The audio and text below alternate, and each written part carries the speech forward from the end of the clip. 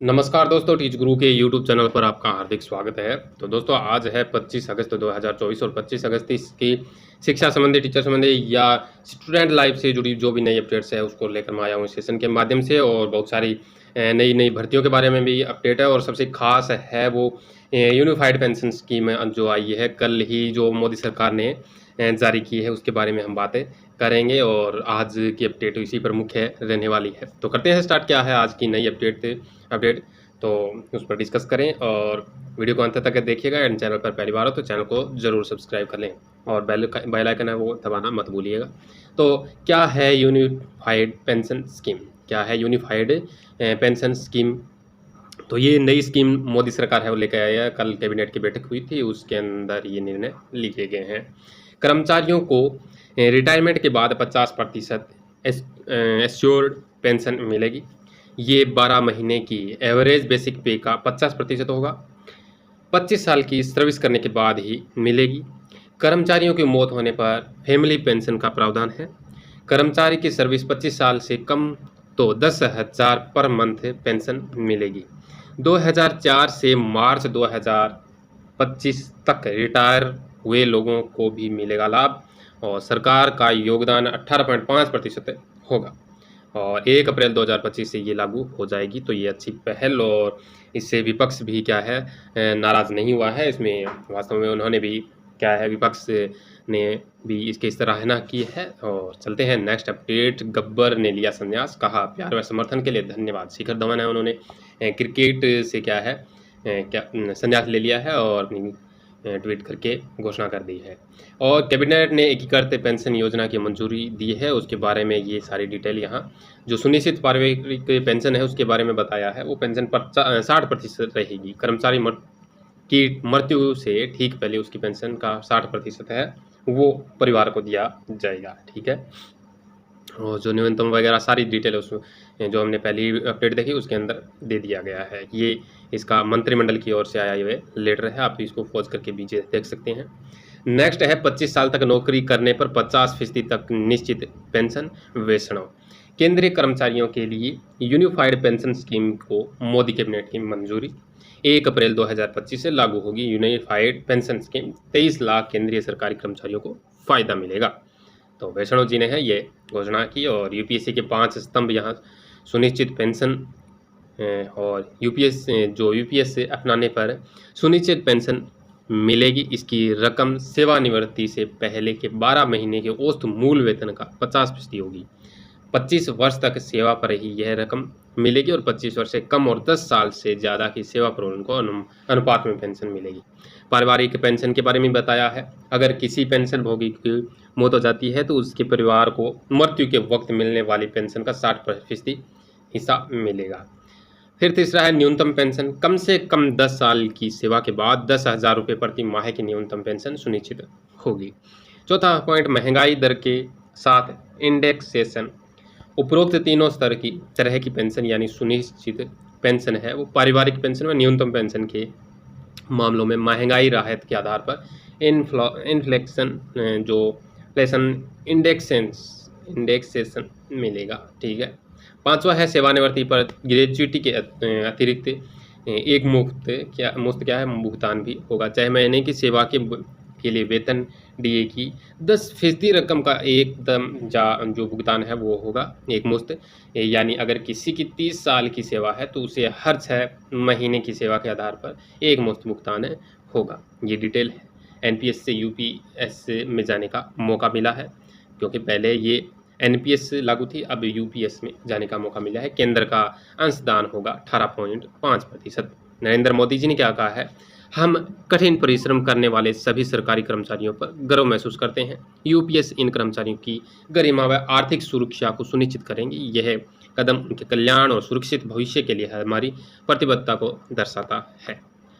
और बाकी डिटेल यहाँ इसको आप पॉज करके भी देख सकते हैं। चलते हैं नेक्स्ट अपडेट। मगध विश्वविद्यालय के पार्ट 2 की परीक्षा का प्रश्न पत्र लीक, वीसी बोले जांच होगी। यानी गया की अपडेट है ये। बिहार के ऐप से कराया जा रहा है पेपर लीक, आंसर भी उपलब्ध कराए जाते हैं। परीक्षा के दिन एक्टिव रहता है गेस्ट पेपर ऐप। ठीक है, ये अपडेट आई है। नेक्स्ट है पूर्वी डीजीपी ने ब्लैक लिस्टेड कंपनी को दिया था मध्य निषेध भर्ती परीक्षा का भी पेपर छापने का ठेका। तो भैया ब्लैक लिस्टेड जो कंपनी उनको दोगे तो ऐसा ही होगा, इस पर ज़्यादा चर्चा क्या करें। फिर गंगा में डूबे शिक्षक, कल आपने अपडेट देखी, एक शिक्षक है वो गंगा में डूब गया और कोई भी बचाने भी नहीं आया, तो उसके विरोध में क्या है पैदल मार्च निकाला और पढ़ाई ठप की और उनका शव भी नहीं मिला है, गंगा के अंदर बह गया। नेक्स्ट है महिला शिक्षकों की संख्या अधिक इसलिए पॉलिसी लागू करने में देरी, यानी ट्रांसफ़र पॉलिसी है वो 15 दिन में रिपोर्ट देनी थी, 45 दिन की बात 45 दिन है वो बीत चुके हैं। वजह क्या है, महिला शिक्षकों की संख्या अधिक होने से जो पॉलिसी है वो लागू होने में देरी हो रही है, क्योंकि उसको एस्टिमेट करने में क्या है टाइम लग रहा है। रिपोर्ट में देरी की ये है वजह भी। अधिकांश शिक्षकों की मांग है कि उनका ट्रांसफर शहरी क्षेत्र में किया जाए। ऐसे में शिक्षा विभाग को आशंका है कि ग्रामीण क्षेत्र के स्कूलों में शिक्षकों की कमी हो जाएगी और शहरी क्षेत्र में मानक से अधिक शिक्षक हो जाएंगे। एंड टीआरई 3 के रिजल्ट का इंतजार है। ऐसे में शिक्षकों के नई नियुक्ति के बाद कई जगहों पर शिक्षकों की समस्या का निस्तारण होगा। ऐसे में पुराने शिक्षकों की ट्रांसफर पॉलिसी में आसानी होगी। दिव्यांग शिक्षकों के घर के पास नियुक्ति का प्रयास किया जा रहा है। अनुकंपा के आधार पर नियुक्ति की प्रक्रिया में कई जगहों पर मौजूदा पद नहीं है। ऐसे में नए पद को जनरेट करने में दिक्कत हो रही है। म्यूचुअल ट्रांसफर प्रभावशाली बनाने की कोशिश की जा रही है। हालांकि अदला बदली में पटना, मुजफ्फरपुर, गया, महाजीपुर आने वालों की संख्या अधिक है। ऐसे में दूसरे शहर में शिक्षक जाने की तैयार नहीं होंगे। यूपी के टीचरों की संख्या अधिक है। यूपी के टीचर बक्सर, गोपालगंज, सिवान, छपरा, पालकी नगर, कैमूर में नियुक्ति चाहते हैं, यानी वो अपने पास में ही नियुक्ति चाहते हैं। उनका प्रयास है कि रेल मार्ग वाले रास्ते पर नियुक्ति हो। हालांकि विभाग ऑफ रिकॉर्ड बिहार के शिक्षकों को प्राथमिकता देने के मूड में है। तो ऐसा कुछ ये अपडेट आई है और ये वजह रही है, वजह भी मैंने आपको बता दी है, तो ज़रूर इसको चेक करें। शिक्षा मंत्री ने अर्जेंट कॉल करने को मांगा मोबाइल, टीचर बोले वह तो जमा है। तो राजस्थान में है वो बिहार से ठीक उल्टा सिस्टम है मोबाइल को लेकर। बिहार में तो मोबाइल है वो अनिवार्य कर दिया है कि टीचर के पास मोबाइल होना चाहिए और वो अटेंडेंस है वो मोबाइल पर ही डालेंगे। लेकिन राजस्थान में इसका उल्टा है कि जो मोबाइल है वो टीचर विद्यालय में नहीं ले जाएंगे, अगर ले भी जाते हैं तो उसको ऑफिस में जमा करवाना है एचएम को, ठीक है।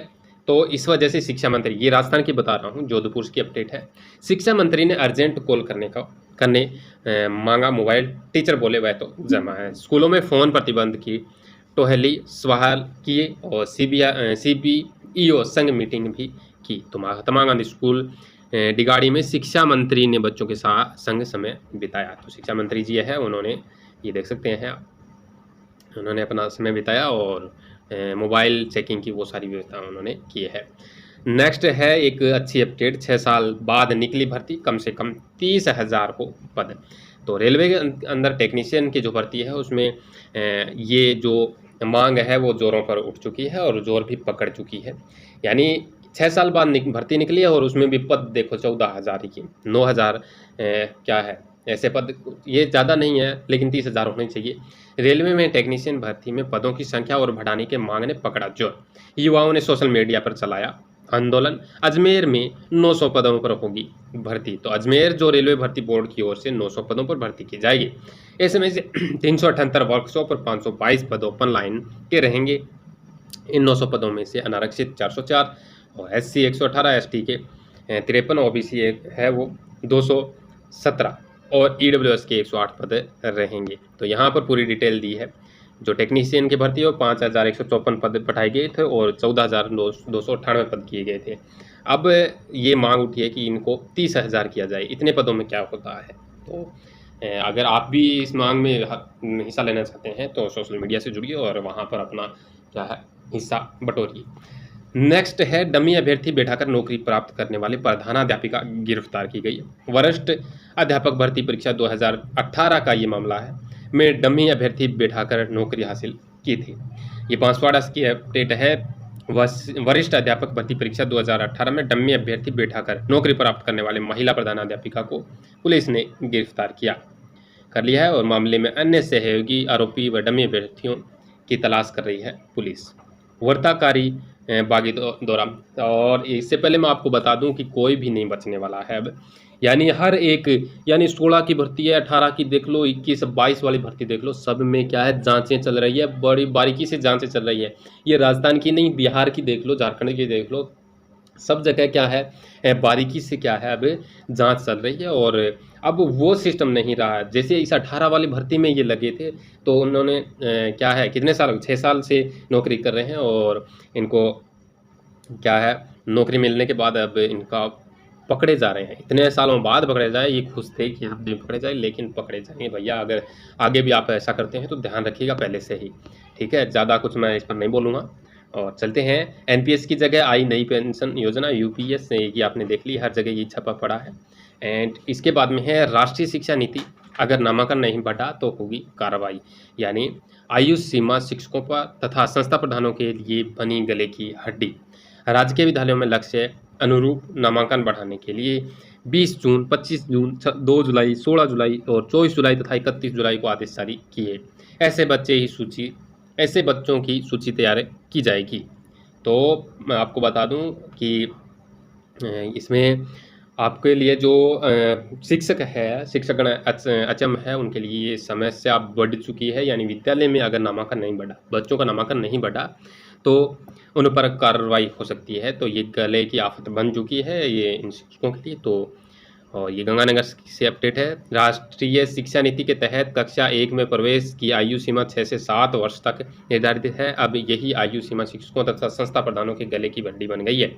आयु सीमा अधिक होने के कारण ही सरकारी स्कूलों में कक्षा 1 में लक्ष्य के अनुरूप प्रवेश नहीं हो पा रहा है। लिहाजा ब्लॉक शिक्षा अधिकारियों पर कार्रवाई की तलवार लटक रही है। प्राथमिक शिक्षा निदेशक सीताराम जाट ने भी प्रवेश में कमी पर संज्ञान लिया है। तो आपको बता दूं कि 6 साल तक सरकारी विद्यालय में एडमिशन नहीं लेते, उसके बाद मिल लें तो भैया 6 साल तक घर वाले उन बच्चों को घर पर नहीं बैठा रहे। 3 साल का बच्चा होते ही वो आंगनवाड़ी या प्ले ग्रुप वाली क्लासेज, नर्सरी, जीके, यूकेजी वो वहाँ पर भेज रहे हैं। तो वो स्कूल, प्राइवेट स्कूल वाले क्यों आने देंगे भैया, सरकारी विद्यालय में क्यों आने देंगे? अगर तो ये शिक्षा नीति के अनुसार अगर चलता है सरकारी विद्यालय, तो उनके लिए ये गले की आफत बन चुका है। और ऊपर से ये नया नियम कि अगर नामांकन नहीं तो कार्रवाई होगी। तो ये वजह बनी पड़ी है।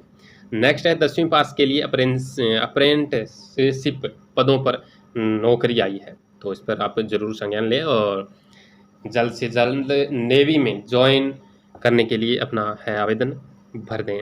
ये अपडेट आप देख सकते हैं पॉज करके भी वीडियो को। एंड CISF में कांस्टेबल फायरमैन के 1130 पदों पर निकली भर्ती। CISF में 1130 पदों पर क्या है, भर्ती निकली है। तो अपना आवेदन डाल दें जल्दी से। और इसकी डिटेल यहाँ पर दी है, मैं आपको स्क्रॉल करके दिखा देता हूँ, ये रही, ठीक है। चलते हैं अभी नेक्स्ट अपडेट। नेक्स्ट है हिंदुस्तान एरोनॉटिक्स लिमिटेड में ग्रेजुएट्स के लिए सरकारी नौकरी। तो यहाँ पर जो हिंदुस्तान एरोनॉटिक्स लिमिटेड में क्या है, ग्रेजुएट है, उनके लिए सरकारी नौकरी निकली है। तो उसकी डिटेल यहाँ दी है, आप ज़रूर चेक कर लें और अपना आवेदन डाल दें। नेक्स्ट है रेलवे में 1376 पैरा मेडिकल पदों पर आवेदन शुरू हो चुका है। तो इसमें भी आवेदन करें।